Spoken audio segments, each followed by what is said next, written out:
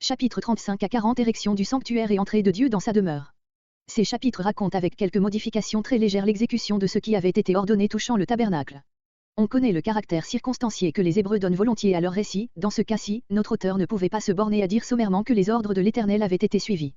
Il devait en constater l'exécution fidèle et détaillée. Verset 1. Le tout est précédé, versets 1 à 3, d'une ordonnance sur le sabbat. Pourquoi? Il est à remarquer que la dernière prescription que l'Éternel avait donnée à Moïse sur Sinaï avant la rupture de l'alliance concernait le sabbat, Exode 31.12-17. Moïse avait été empêché de la transmettre au peuple par les événements graves qui avaient eu lieu depuis, il le fait ici sommairement.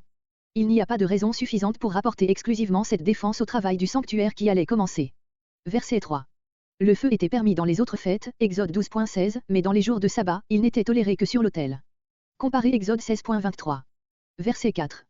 Versets 35.4 à 36.1 Préparatif de l'érection du sanctuaire. Moïse invite le peuple, versets 4 à 9 à faire des offrandes avec lesquelles on confectionnera le sanctuaire et les objets du culte. Comparez Exode 25.19. Verset 5. Ce verset correspond à Exode 25.3, où l'ordre « Vous recevrez » est adressé au chef. Verset 10. Versets 10 à 19.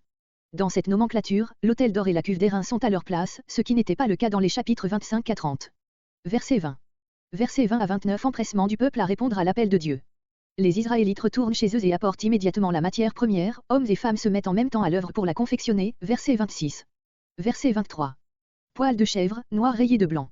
Encore aujourd'hui ce sont les femmes qui chez les Arabes font ces tissus dont sont couvertes la plupart des tentes. Verset 27.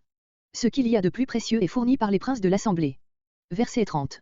Verset 30 à 35. Moïse présente les artistes au peuple. Il fallait que le peuple prît confiance en la manière dont leurs offrandes seraient employées et qu'un grand nombre d'apprentis s'empressassent de venir se mettre à l'école des directeurs. Comparez Exode 31.2-3.